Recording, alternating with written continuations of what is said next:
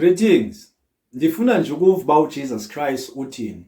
Uthi uJesus Christ nicinga bandizise uxolo emhlabeni kanti ndizise imbambano emhlabeni. Abahlanu 5. I2 yabo izavukelana ne3, i3 ivukelane ne2 ngenxa yegama lami. Unyana ovukelana noyise, intombi ivukelane nonina, umakoti avukelane nomamazala ngenxa yami. Nabani othanda uyise okwedlula mina akandifanelanga, nabani othanda unina okwedlula mina akandifanelanga, nabani othanda unyana wakhe okwedlula mina akandifanelanga. Umntu makathathe umnqamlezo andilandele. NguMatthew chapter 10 uverse 34 uma wehla nayo, nakuluka 12 uverse 51. Lamazwi aphuma apho ukuthi uJesus Christ akazisanga uxolo, akazisanga uzosiphephisa ba into ezimbi singasehleli. Khawundixelele wena ucinga ba ungubani lento izinto ezimbi singamelanga sikwehlele? Umhle kakhulu, ufunde kakhulu, umbi kakhulu, ukholwa kakhulu, lento izinto ezimbi singamelanga sikwehlele njengoba ungafuni izinto ezimbi zehlele wena. Izinto ezimbi zidalelwe bazehle ebantwini abafana nami nawe, zidalelwe ukwehle ebantwini. So wena kumele nje uqine uye ukutetema. Usizi lwakho ucinga bafana usizi lwakho lodlula abanye abantu? Ucinga imeko yakho iwese kwedlula imeko zabanye abantu? Every weekend siyemingcwabeni siyongcwaba, siyalibona usizi labantu libhalwe ebusweni, sibone izinto eziwese kwedlula isimo obhekene nazo. Isimo obhekene naso siseseyisimo nje esincane. Uba ufuna ukukhala, hamba ukhala kuJehova.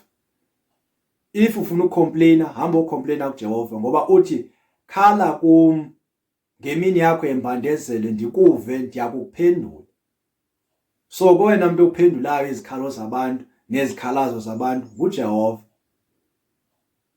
Enyanisweni lemeko yakho ayikabi inkulu nyani. Wena nje qina ngoba uJesus Christ ufundisa abantu ukuthi baqine izinto ezimbi zizabehlele. Wena qina, uthandaze, ukholwe, unyamezele ngoba kumele sinyamezele kule ndlela kulobomi esiphilayo. Enyanisweni ngenye ixesha umuntu uyamthuthuzela, umbeke esifubeni. Uthi umbeke esifubeni ujonge inhloko yakho, uthi le nhloko enkulu le xa sekukhala mina izawuba khona na? Izawukwazi ukunithuthuzela, izawundiva na inthuthuzela indibeke esifubeni njengoba nami ndimenzile ndambeka esifubeni nenhloko enkulu? Okanye izabe somewhere icinga ingxaki zayo zokubhatala amatyala ayo ama-loans ewenzileyo? Nyani umuntu owenze iloni ngenxa yoba kowabo kutshoniwe okanye ngenxa yoba kwifamily yakhe kutshoniwe kumele kwenze umngcwabo, ndiyamvela lo muntu lo because ke isituation beyingaphezulu kwamandla akhe. But umuntu othathe iloan just because efuna ukubonisa abantu banawe uyakwazi ukwenza izinto, hayi wena uzenziwe ngesintu kuthiwa akakhalele umuntu ozenzile. I-choice yakho yenzile kule ngxaki okuyo, zifake wena ngokwakho. Akho Jehova ukufakile, akho Satan ukufakile, but inhliziyo yakho ende engamkeli izinto onazo. Enyanisweni ungacinga ba i-life is unfair okanye uJehova is unfair. Kunomuntu okhula esokola afumane i-education hard, afumane i-degree yakhe hard, afumane umsebenzi wakhe nzima, asebenze, athenga imoto ayithandayo. Athi bathenga imoto ayithandayo ayibhadalela i-service, ayibhadalela i-insurance ngoba uyayithanda. But the same car, the same moto iyomfaka kwi-accident abe critically injured. Abanye bafele kulo critical injured. And wena you think life is unfair. Life is very fair and God is very fair.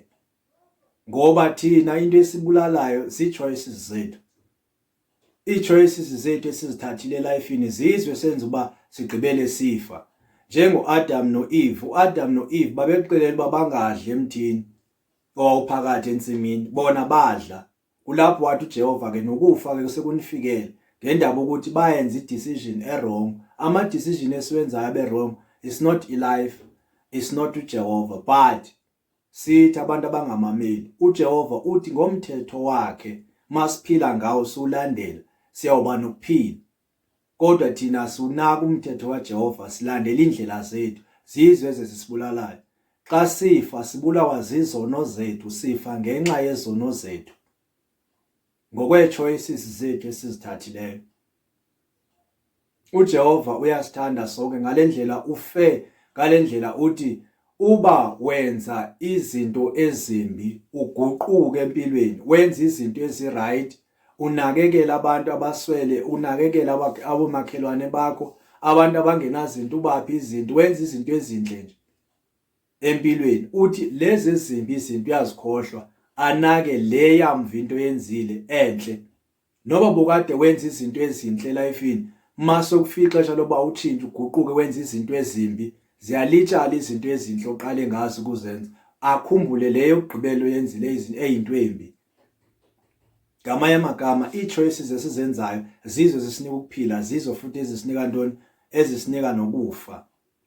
Kwincwadi yeRevelation 2:9 uthi uJesus, ndiyayazi inhlupheko yakho, I know your poverty, I know your tribulations, I know your persecutions, kodwa usisityebi, you are rich. Ngamazwi kaJesus uthi ndiyayazi nendlela ebebeninyelisa ngayo aba bazibiza ngoba bangamaJuda bengengawo amaJuda, baligquba likaSathane. Uthi ke kusezawenzeka izinto ezimbi, basezawunitshutshisa, abanye benu babafaka ezintolongweni, abanye benu bazawutshutshiswa ngalendlela ubafune ninyamezele kude kube sekufeni. Akathembisi ukuthi uzawususa izinto ezibuhlungu bazingenzeki, akathembisi ukuthi uzawenzeka ukuthi abantu bangafakwa ejele, ukuthi abantu bangabulawa, but uthi noba ziseza nje izinto kufanele unyamezele kude kuse ekufeni. Ngamanye amagama kufanele umfele. Ma umfele uyathembisa uthi ke ngizakunika isithaba sobomi, I will give you the crown of life. Ngizokubuyisela ubomi bakho, ndikubuyisele kwenza kubhatala ngendaba ufele mina, but hayi ukuthi into ezimbi zingakwehleli. Izinto ezimbi zimele zikwehlele. Uthi mayethetha xa ngabe kunje emthini omanzi kuyawubekela lapha emthini owomile. If izinto ezimbi zenzeke ebantwini abala ngabantu abalungile, kuyawubekela lapha ebantwini ababantu abakhohlakela, abantu abangolunganga. So izinto ezimbi kumele zisehlele, sidalele zona uba zizehlele, kodwa mazehle izinto kufuneke thina ithemba lethu sizibeke kuJehova and sithembele kuJehova. Senze njani? Sinyamezele kude kube sekufeni. Siyabantu bofana babokunyamezela, kufanele sinyamezele zonke izimo zempilo, sinyamezele zonke izimo, because ekunyamezeleni kukhona umvuzo. Xa sesinyamezele, that is when reward sizayifumana. We will get paid for what we have done. Sizobhatalelwa umvuzo wethu usekuthini sinyamezele kangakanani emhlabeni. Cowards ngawa bazibulalayo, cowards ngawa ba give up. You don't give up. As long as you're still alive, you don't give up. As long as God has put a gleam inside of you, the passion inside of you as long as it's still there, push hard, because there's reward. In this race, we are not running just for race. We are running for victory.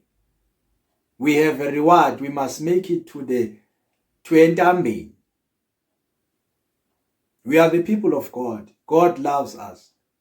These days, I've downloaded an app, News Israel, because I want to keep myself updated in the Holy Land. Lately, they talk about rockets that are coming from Gaza to Israel. They are bombing Israel. And that's the Holy Land. And bad things are happening in the Holy Land. Jesus is not stopping things to happen with Jerusalem or Israel. Things are happening. And he says these are the chosen people. But bad things are happening to them. If izinto ezibuhlungu zehlela abafundi baka Jesus Christ baxhunywa emnqamlezweni, abanye batshiswa, how different are we? If we say sifuna ukufuza ibandla laqala labusiswa, kusho ukuthi into ezimbi zizawusehlela. Yazi kubuhlungu kanjani ukuthuthuzela umuntu ongakholwa, because awazi ba mawusebenzise ntoni ugqibela so ungasazazi usebenzisa amagama afana nokuthi aluhlanga lungehliyo, omama balapha eGoli bathi aluhlanga lungehlanga. How difficult it is ukuthuthuzela umntu ongakhona, ngoba nokuthi uzama umkotela amazwi aseBhayibhelini kuye ubalisa nje insomi into engangeni indawo kuye. But ave kumnandi ukuthuthuzela umntu okholwayo. Utela nje ngokota amazwi athi uJehova usondele kwabanhliziyo zephukileyo.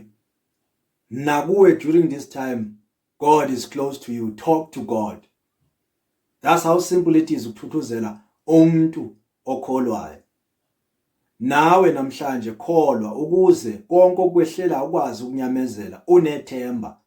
Ngoba uma sinethemba lokuthi noba kwehleni, God will restore us and will repay us. Noba sesifile uzasibhadala ngokuba simfela uJesus Christ. I hope this has blessed you. Ndiyakuthanda, ndifuna ukuguquka empilweni yakho wenza into ezinhle, because God only remembers the things that are last. Izinto ozenze ekugqibeleni zizo azazikhumbula. Start now doing the right thing. Don't judge yourself. Repent, accept Jesus as the Lord and King. He is your Lord. He is calling for you. Amen.